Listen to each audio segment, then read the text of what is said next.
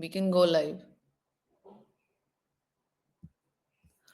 All right. Hello and welcome to Dharma Dialogues, the monthly knowledge sharing session of Dharma Media Consultants, where we engage with leaders from the fields of entrepreneurship, marketing, communications, public relations, and brand building. The idea is to share some insights, learn, obviously, and also you as the audience, learn from you as well. So we do want to keep it very interactive and send in your questions and we'll take them across. Today, we have a very interesting topic. It's fractional CMO blueprint, driving growth with strategic marketing. Um, Many of the younger companies, or even startups, for example, or even not for profits, would wonder how do you get some very senior expertise into your company, into your business, into your brand without breaking the bank. And so, this whole concept of fractional leadership, fractional CMO, more specifically in the marketing arena, is something that we've been hearing about a lot. And today we have with us an industry leader and expert, Atul Raja, who will throw some light on this. And also, we will be discussing more details about the marketing trends which are upcoming. A bit about Atul. He has led global marketing teams and driven transformative growth for top brands like Airtel, Tata Indicom, Royal Challenge, Videocon, Times of India, Biocon, Kenwood, Daewoo, the list goes on. He has extensive cross industrial experience of over 3 decades in markets across Asia, Africa, and Latin America.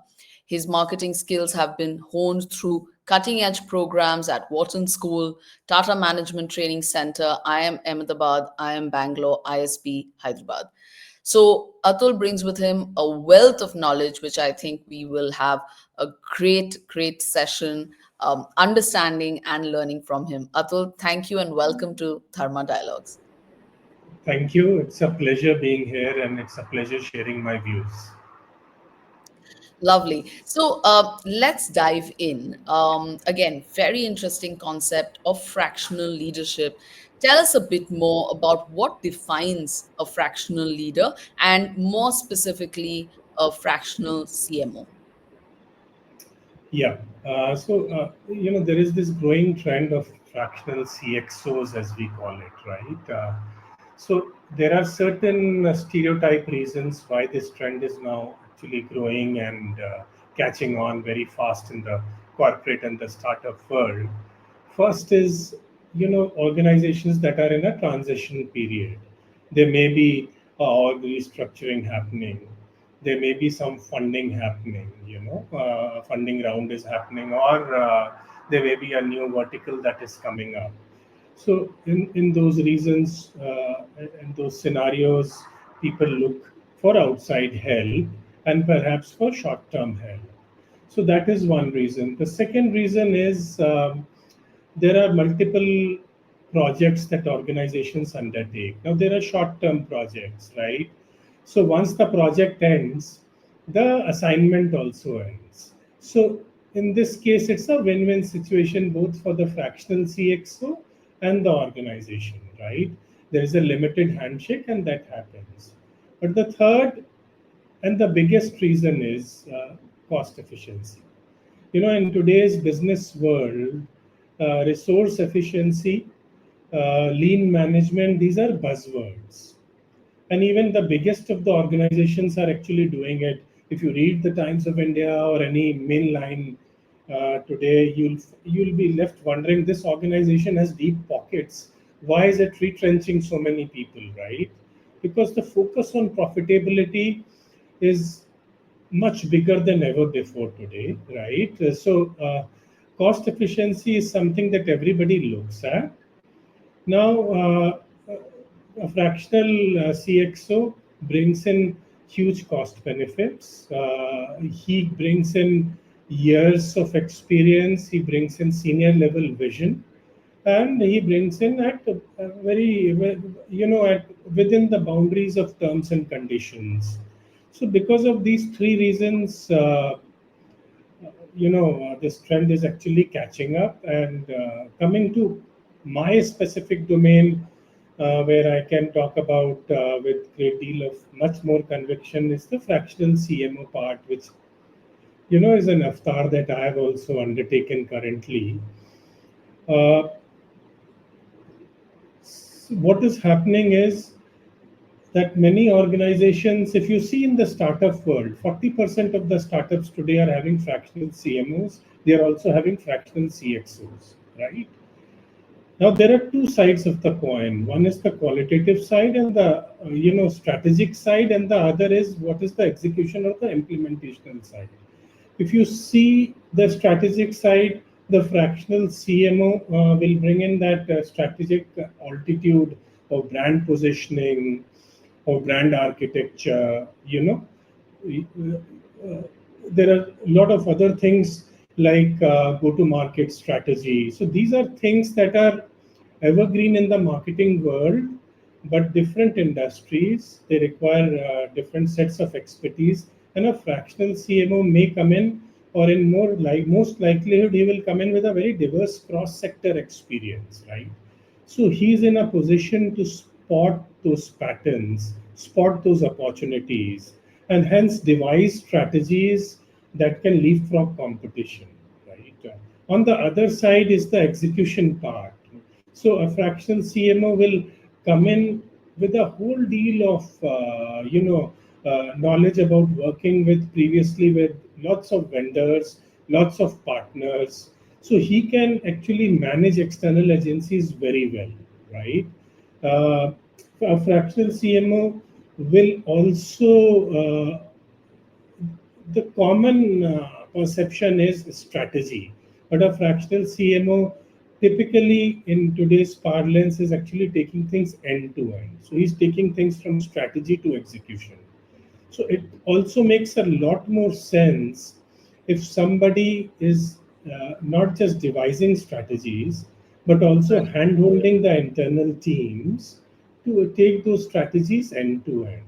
So Right. this is how the reasons why fractional CXO or a fractional CMO is this trend is really catching on now. Mm.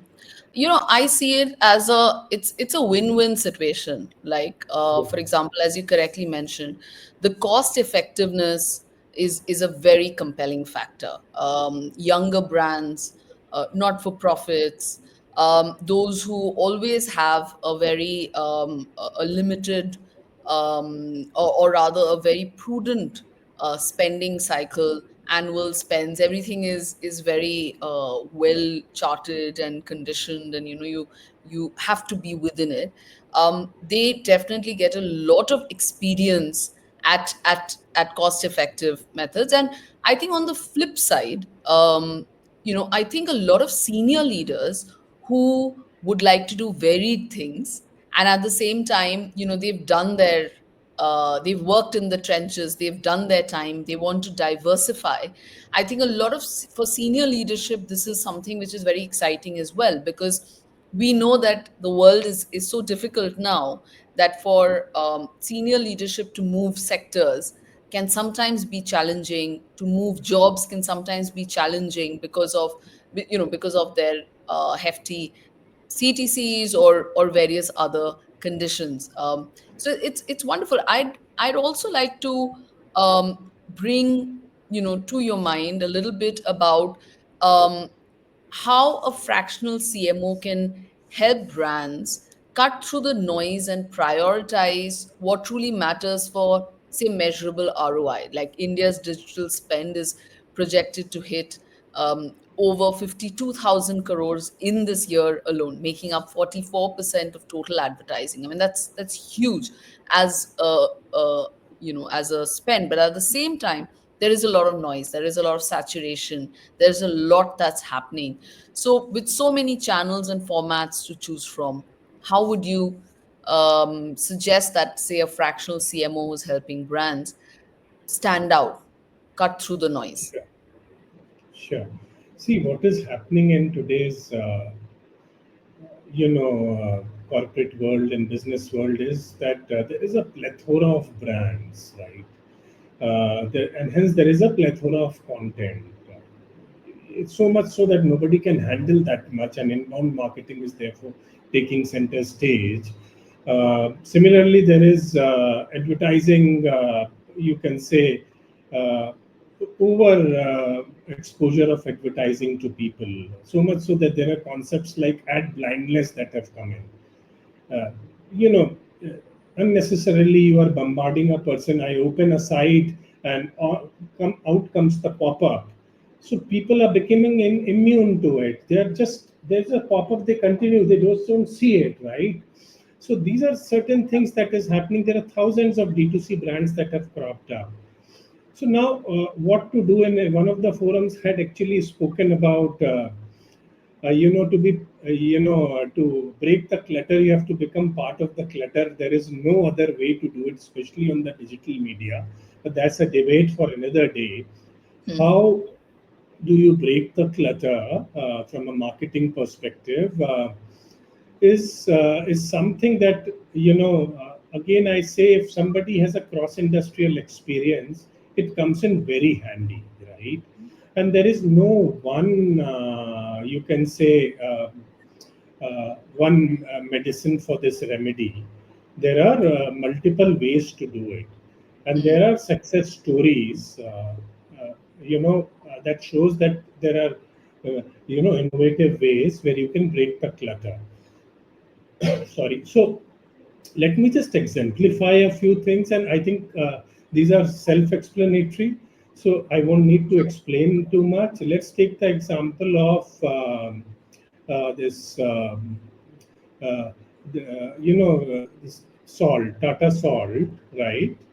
How it aligned itself to the consumers through a vernacular strategy where it went in 12 plus different languages, creating emotive content, right?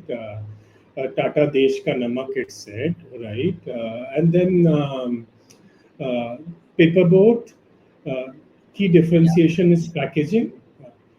You don't need to talk too much about it. So, Hmm. and then another key differentiation is storytelling. If you ask me for Yes. my personal view, storytelling is going to be one of the key differentiators in marketing communications in the years to come. If you would ask me 2 years back, it would have been something like emotional connect or whatever, but now Hmm. all that is past. So Paperboat is a classic example of creating nostalgia, creating storytelling, and the packaging itself broke the clutter, right? Similarly, if you take both the headphone, right, how it created a community, how it aligned with the target audience of Gen Z and Millennium. Number one, it broke that clutter. Number two, it also, went ahead and created an ecosystem or a community, and uh, how you have a product and a price fit, right? Because Hmm. it was competing in a segment. So, because of these reasons, it actually went ahead and uh, established competition in the field like JBL, like Sony headphones, right? Hmm. So, these are some of the examples. Like if you take Whole Truth Food, right? Yeah. It just says nothing but honesty. So, Hmm. how it is breaking the clutter? It is breaking the clutter through radical transparency, right? So, people Hmm. are coming up with new ways to do it. Similarly, minimalist is another similar example of how it has broken the clutter through transparency. Take the example of Amul, right? Hmm. Uh, how Amul has broken the clutter. One is it's a classic example of consistent messaging. Utterly, butterly, delicious has never changed over the years since our childhood, right? But it's also the big daddy and the father of moment marketing, right? Yeah. So, so this is how different brands are doing it. So, there, the biggest antidote to the clutter obviously is brand clarity, but then the ways and means to achieve brand clarity is very different. As far as you are absolutely clear on the USP, you are absolutely clear on the market landscape, you are absolutely clear on the competitive elements present and the task at hand and the challenges, I think the strategy is more likely to succeed. But the key Absolutely. thing is at least to take some initiative to break that clutter, and these brands have shown it. Right. Absolutely. I mean, this is what we always discuss with our client partners is that in whichever channel that you are putting your story across, that story must stand out. It must be compelling. So completely agree with you. Storytelling is and will be one of the most important key differentiator. In fact, a strong storytelling can highlight even a scrappy young startup brand against even a FMCG behemoth, right? I mean, Yes, yes, it's yes. the right story, and thanks to platforms like Instagram and YouTube, it is also a great it levels the playing field, right? So if Absolutely. reliance is there, but also a younger brand is also right there, being able to do it, obviously, there are other aspects of marketing spends, even their ads and boosting all of that, but we do see some amazing content coming from younger brands, content that you want to watch, irrespective of whether you go and it's not an advertisement anymore. It's gone beyond an advertisement. It's about value creation. um Coming back to one other aspect of fractional CMOs before we move forward, this is a question which I'm thinking on behalf of, say, other brands, right? We bring on a fractional CMO. How do we ensure that the person is as invested, as loyal to our brand when they're handling multiple things? So that's one. The other aspect being, in a fractional role, how do you ensure that long-term brand thinking doesn't get sacrificed for short-term results? Because a fractional CMO would be there for a short period of time, perhaps, as you mentioned, could be there for 6 months, maybe for a project. How would you navigate both these things, skin in the game and ensuring brand continuity? See, coming back to the first part of your question, I think to take a hard look at the profile of the person. Now, I am speaking from a client perspective, to take a hard look at the person and his skill set and experience, and I won't dwell upon it because you will do it in any other case as well, right? But secondly, what is critical here is you have to look at two critical elements while getting into an arrangement like this. One is a cultural fit. So you need to appraise the individual. So it's more of a, I feel, a qualitative appraisal of an individual rather than a quantitative, because obviously if you're shortlisting a person, he will have the right credentials functionally to come in and value add. Cultural fit is absolutely important because of the type of arrangement that a fractional CXO has, right? And the secondly, a brand alignment. Because till the time you yourself are not confident about what the organization is doing and the value of its product line and its roadmap, you will not have the conviction to come in and deliver as per their expectations, right? And when I spoke about the cultural part, it's mainly because a fractional CXO or a fractional CMO arrangement will never work till the time it is supported by an internal team that is given, right? So that cultural alignment, how do you take the team along? How being working in a hybrid or a remote manner, how do you understand the team dynamics and get the right productivity out of them? So these are two critical reasons. And the third reason as a client I would look into is have a very clear cutout discussion on the KPIs. That is also relating to the second part of your question, right? If there has to be total alignment between the individual and the organization on what is to be the KPIs, what are the exact deliverables, what are the weightages, and under what timelines. So, coming back to your question, some arrangements may be short term, some may be long term, right?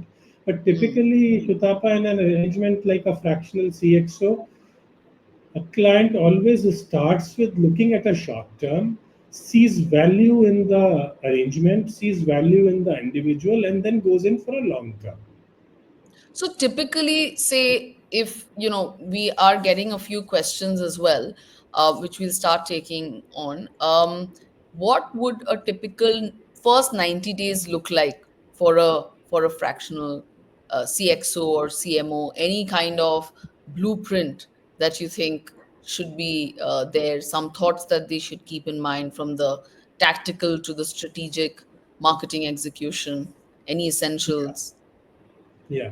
So uh, it's very difficult to hazard a guess as to what could be the assignment and to answer. But let me take an assumption. Supposing a CMO is being onboarded, right? Mm, Because it can be onboarded for multiple reasons. Supposing the reason is because the brand messaging is weak, right? mm. There is fragmented messaging going across different channels, right? And the CMO. So, what could be the first 90 days, or what could be the initial focus? Uh, I think the immediate focus would be number one, to understand the market, number two, to understand the brand history, number three, to understand the current brand positioning dynamics, the reasons for that, number four, to take a hard look at the brand architecture, number five, to look at the competitive landscape, number six, to do a quick dipstick or the market research depending upon the client budgets, and and come up with certain assumptions basis that this could be a quali or a quanti. If it is a quanti, then the next stage could be it could be a focus group where you show a few ideations to a customer group, and this is the direction we want to take, and Mm. and then put everything together, take a month's time, and then go back to the management with a plan. This is what we want to do. Perfect. I think that sounds great. We'll delve right into the questions. So, somebody wrote to us once they saw our promotions for the session, Atul. This is the question from Snehita Avirneni. She's a growth consultant, not specified a company. So, she's a growth consultant, and she's asked how to acquire clients as fractional CMO. I think brass tacks, start with the brass tacks. If somebody had to, how should they No, go? so I just quickly want to clarify the question. So the question means that if you are a fractional CMO and your task is customer acquisition, is that the question?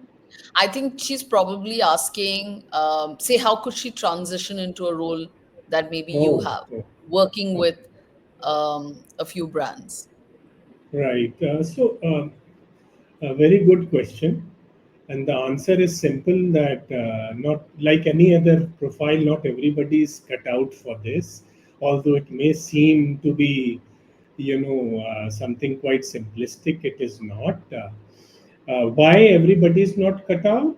Because number one, you need a certain degree of experience, I think, because you'll be handling CEOs, you'll be handling board members, you'll be handling, everything under the sun. If it is marketing, then you'll be handling the entire customer mapping journey, retail mapping journey, whatever.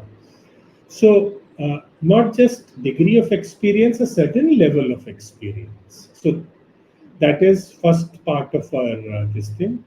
Secondly, I would say mindset is also of extreme importance, because you need to be a juggler if in this kind of a profile, because you need to, if you have a pipeline of work, you have multiple clients, you have multiple timelines, and you have a bandwidth issue. So you have to have the right mindset, you have to burn the midnight oil, or you have to be an extremely good time manager, to do this. Number three, there are certain things, what I call as evergreen marketing. So these things will come up in the process of the profile, whether you want it or not. Things like branding, brand issues, brand building, things like go to market, things like customer segmentation. So you need to be an expert at these evergreen aspects of marketing, and then you also need to be up to date and in sync with the new trends, like marketing automation. You may be an old marketer, and I mentioned in the first point that you need to have a degree of experience, but then you need to be very well conversant with things like demand generation architecture and things like that. So I think these are the three things which immediately come to my mind. If you keep that in mind, you may be able to approach a lot of clients. Yeah, and I think multitasking is so key because you will be dealing with multiple brands, and one addition that I would add is networking, because that's the only way to build your visibility enough that you can approach a brand or have them approach you. Yeah, We'll start. absolutely. Yeah, we'll start taking some questions, Atul, because I can see a lot of them coming. Abhishek has asked, what are some of the cost-effective marketing strategies that can still deliver high-impact results for early-stage companies? I think it's very interesting, primarily for our startups Yeah, that are watching this or will watch this later. yeah. See, there is no one shoe that fits all Fits. sizes, right? But this thing will come up. So let me, keeping that as a caveat. And you touched upon a very important point that could actually form the core of this answer, Shutapa, which is digitization, right? I Hmm. think the biggest thing that has happened to marketing uh, over the past couple of years or last 3 4 years is digitization. See, Indian economy is totally digitized. The world changed after the pandemic, so why shouldn't marketing change, right? Yeah. And hence marketing has also digitized, and what you touched upon, it has created a great level playing field. Now, Mm. level playing field for whom? I feel the biggest beneficiaries are those small businesses and startups, right? Who could never dream about fighting or having this called advertising dogfight with some of the big corporates, right? Who have deep pockets. But today, digitization is actually allowing them to actually jump into the, some kind of a level playing field. They the the big corporates, the big players still have the advantage, but I feel they no longer have the decisive advantage, right? So coming Mm. to answer this question basis this background, I think a digital first approach is absolutely paramount for all startups and small businesses, where you don't have an office, you don't have a big team, but you can sit in your corner of your room and reach across the globe thanks to digitization, right?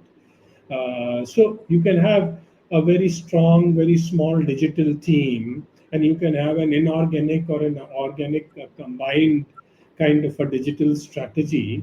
And I think it is a must for all small businesses, all SMEs, and all startups today to leverage this potential that has opened up thanks to digitization.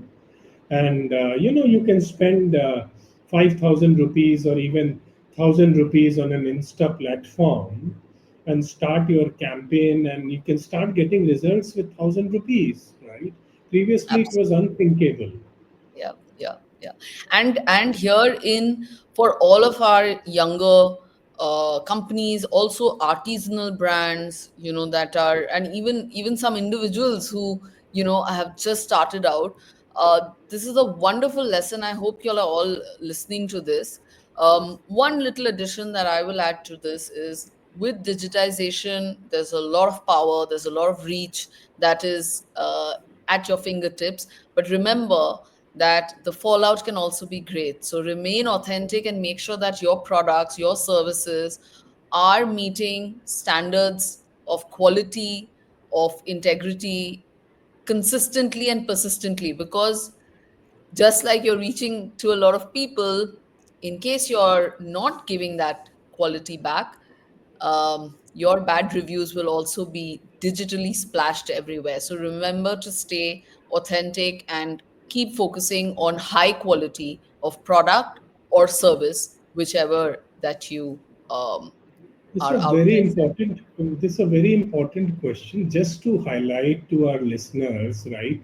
Because the importance of digitization should not be lost upon anyone, especially Yeah, small businesses. yeah. In 2025, there are certain things that haven't become newsworthy, that have deserved much better news. Hmm. But imagine in 2020, India's internet users are going to cross a billion, right? Just India alone, right? Yeah. The Indian digital economy is going to be $1 trillion by 2030. And this is getting actually powered by 800 million smartphone users today, who Amazing. use on an average 8 hours per day they do online surfing, right? Yeah. Another important thing that actually didn't make as much news, but I thought it was transformational for marketing and media planners, is that in 2024-25 financial year, an Ipsos study actually talks about it. India's digital spends overtook TV spends, by Hmm. a huge margin. In 2024-25, the digital spends actually rose by 21%, which is a whopping, and it has gone down to 49,000 odd crores, right? And the TV spends have actually remained broadly static. They've gone down by 3% to 28,000 odd crores. But the biggest chunk of this 21% increase is coming from a 20% decrease in print, right? Correct. So people should be aware of how digital has exploded, right? And how Absolutely. this is a great opportunity, cost effective opportunity. To the gentleman who's asked this question, I would say, from a marketing perspective, digital media is very good, because you can pause a campaign, you can reflect upon where it is going, you can take any corrective measure, and then you can restart a campaign, right? Cut to a situation where you do a print ad worth lakhs and crores of rupees, and you realize, boss, I have this line could have been better, but then the arrow has left the bow, and you can't Yeah. do anything about it. Yeah, yeah. So since you mentioned such amazing metrics and great industry numbers, let's talk about CTV advertising as well over here, right? So just as we're seeing, as you said, that advertisement spends, that's also evolved. CTV advertising, of course, has emerged.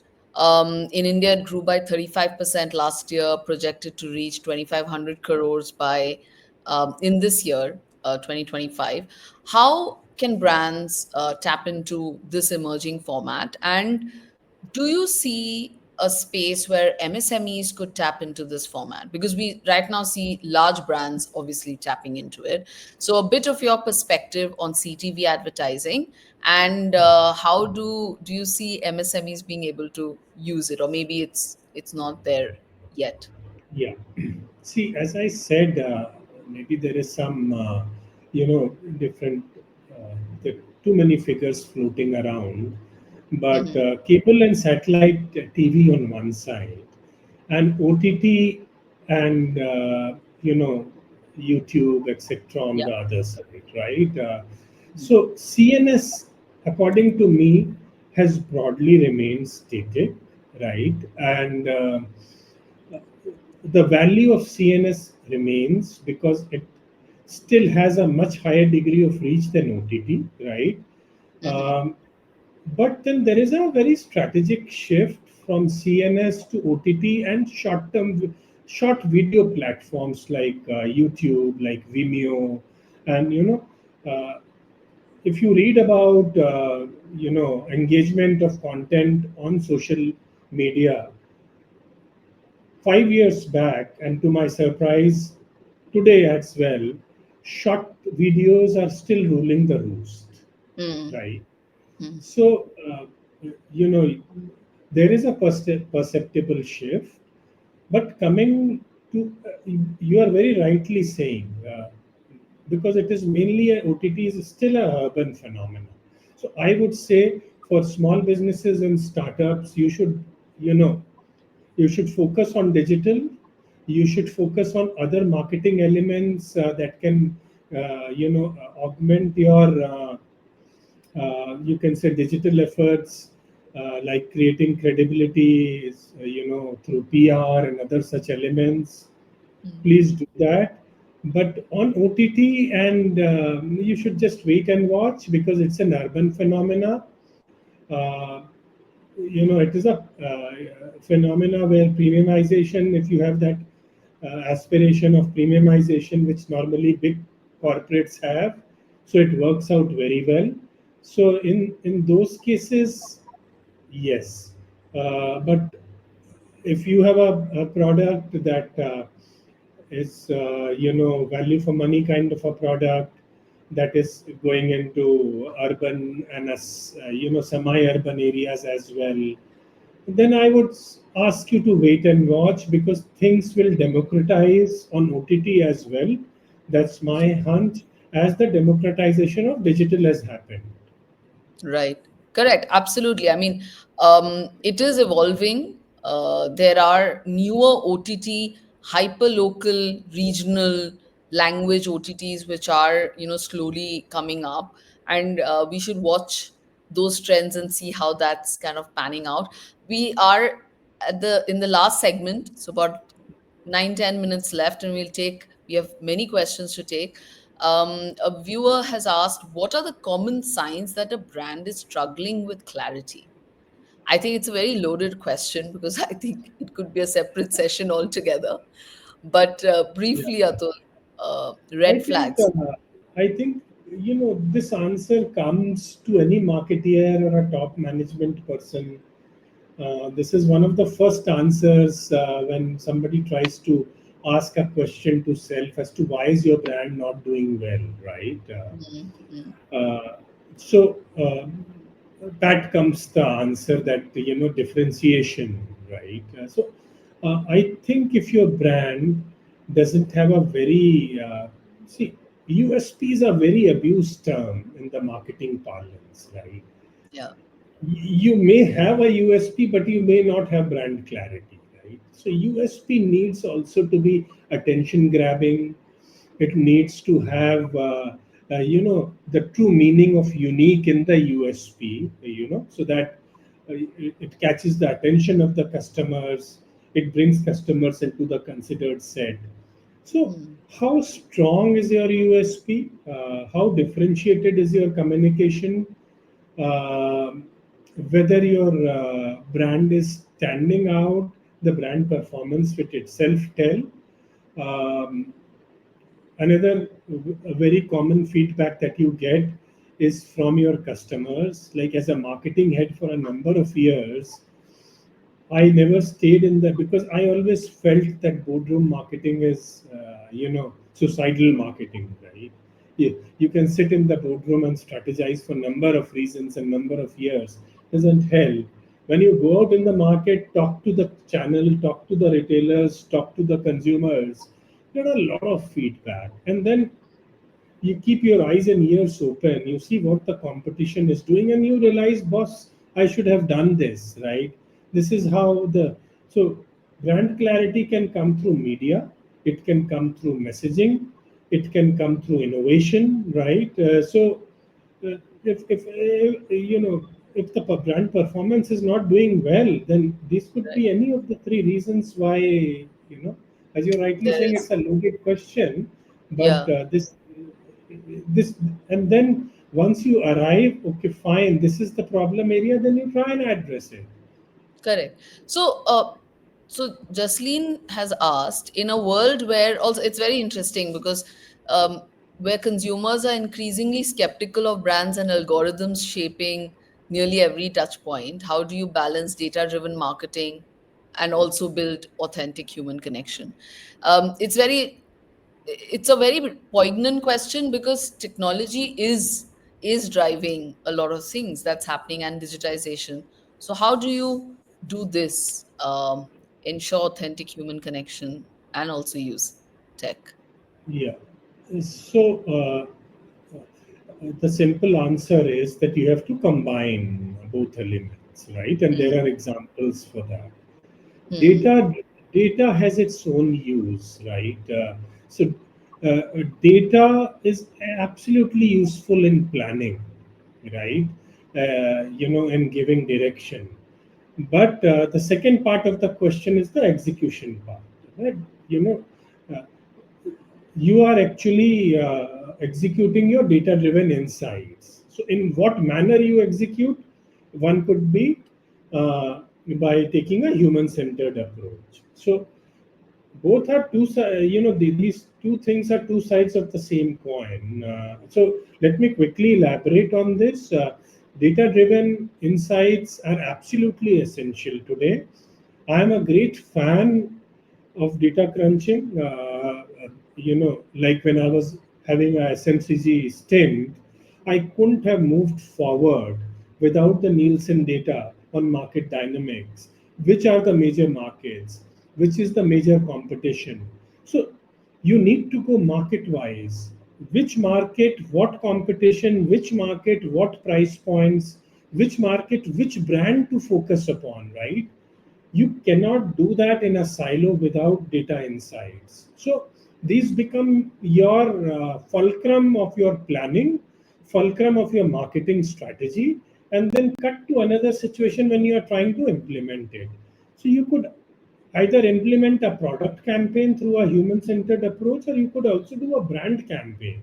A couple of examples come to my mind. Once the pandemic had struck, and we were restricted to the walls of our houses, and there was depression all around. There was no uh, outlook as to when this would go away. Coke came up with a AV, and that AV actually talked about there are multiple classrooms that have closed down, but so many schools have closed down, but so many classrooms have opened up. There's so many boundaries have been created, but so many boundaries have broken down, things like that.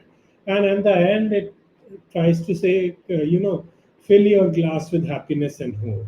So they didn't talk about coke. There is only a coke glass there, right? So they are creating that emotive connection. Uh, Cut to a festival ad, that caught my attention, where AI was used in a Cadbury's ad of Shah Rukh Khan, where they took an AI interface and took that interface and superimposed upon Shah Rukh's face and voice. And so if you entered into a shop in Coimbatore, right, Shah Rukh Khan was welcoming you with that shop name, right? Uh, and person is surprised, that. So say, welcome to XYZ Kirana store. Shah Rukh Khan is saying that, Yeah. right? Yeah. So, that's again a human-centered approach towards retailer. One is a human-centered approach towards consumers. But then data insights are absolutely important. They are a precursor to such efforts. That would be my answer. The ideal Yeah. thing is, there is no ideal scenario in life, but the ideal thing is to mix the two. Absolutely. So we're running out of time, but we still have a couple of questions, and I want to give them, the opportunity for you to answer as well. Siddhima's asked, so you shared some great examples like Paperboat and Minimalist. From these or others, what are the top two, three lessons that emerging brands can take away when crafting their own go-to-market strategy? To this, if I may add, Atul, if you would like to highlight some of your brands that you've worked with or without names, and use that as a case study. I think that would be a wonderful question. Yeah. So, for takeaways from examples like boat and minimalist, I think one key takeaway is be honest. Number one. Number two, be simple in a very complex world. I've always felt that simplicity strikes a chord like nothing else, right? While minimalist and whole truth foods, they're talking about honesty and transparency, and people have bought it because they have actually gone ahead and talked with data points, talked with examples, right? uh, if you see whole truth foods, when they say nothing but honesty, they go on to explain how, what you should do, what you should check out in other food supplements, so people are aligning because they are not just making a statement, they are also corroborating that statement, right? So, uh, do things that make people believe in you, be simplistic, be honest about your communication, uh, have conviction, and be consistent in whatever you are doing. Like Yeah. if you see minimalist, it has followed a very set strategy, right? You won't, it's only now after all these years that minimalist you'll find in a YouTube ad or something. You won't have ever found it. You would have found influencers talking about it. You would Mm. have, so they had a very set strategy. Yeah. Similarly, other brands have very set strategy that I talked about. So these are some key takeaways, which I had also tried to be mentioned. Be consistent in whatever you do is another one. So if you go brand wise, if you remember, I also talked about bringing radical transparency. That's what I meant by honesty, right? Mm. So Mm. that's also shock value when people see, listen, this guy is saying, I won't give you what others are this thing. I'll only give you 70% of what other competing brands, but I will give you 70% in an authentic way. The Yeah. other Yeah. brands might promise 100% but give you 50%. So this Right. is how consumers are not stupid, they buy these things. Yeah. I mean, building that trust through authenticity and through transparency has proven, has worked for many brands. The last couple of questions, I'm going to combine them because we're already over. Smriti's asked, what are the biggest challenges when it comes to reaching diverse and fast moving digital audiences in India? So that's on the challenging part of reach. And Mhm. Mariam has asked, in your experience, what common mistakes do brands make when, again, navigating India's digital ecosystem, and how can they avoid them? So, both are very in tune with what we've been discussing, Atul, about digitization. Smriti is asking what are the biggest challenges Actually, to. yeah. Actually, the answers of both could be intertwined Yeah. in some way or the other, lead to each other. So Hmm. I think the biggest, digitization, we spoke about how big a benefit it is, right? Today, and it has created a level playing field. Hmm. But from a marketing perspective, it has created a lot of complexities, right? One is the audience is usually fragmented, right? So the key thing in marketing is to have a laser sharp focus on your target audience. Hmm. Everything revolves around your TG, right? All your strategy and everything, it always remains at the center of all your activities. So the audience is totally fragmented simply because there's so many, the content is fragmented, the platforms are fragmented. So within this, how do you keep a focus on your target audience? So that is one challenge. The second is, there is MarTech has exploded. I feel there is thousands of marketing automation tools now available. So from a marketer perspective, like how do you use MarTech to get one complete holistic view of your consumer? It becomes a Hmm. big challenge, right? The third challenge is that customer engagement is now like 24/7. Mm, Zomato and Swiggy are examples, and so that is another challenge that you just don't need to engage with them on the spot basis. You need to solve their problems immediately if it is 12 in the midnight. So these are some of the things and complexities and challenges that have come up. And the second part of the question also I can answer on a similar basis.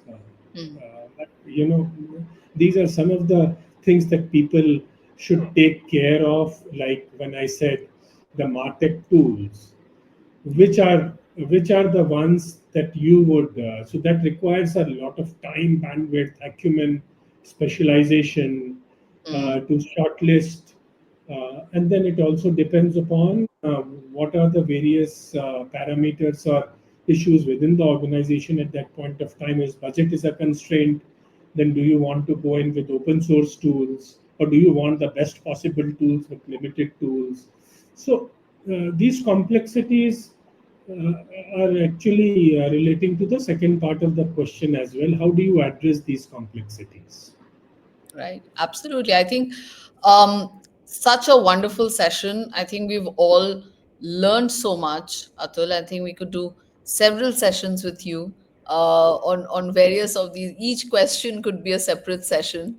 But thank you so much for your time, and a lot of the things that you've said. I hope people who have fractional CXO or CMO aspirations have listened in closely, and a lot of marketers and brand builders who work closely with brands, even agencies, our teams as well have learned a lot. Thank you so much, Atul, for joining us. And, we look forward to having you with us again. Thank you, Shudapa. It's been a pleasure.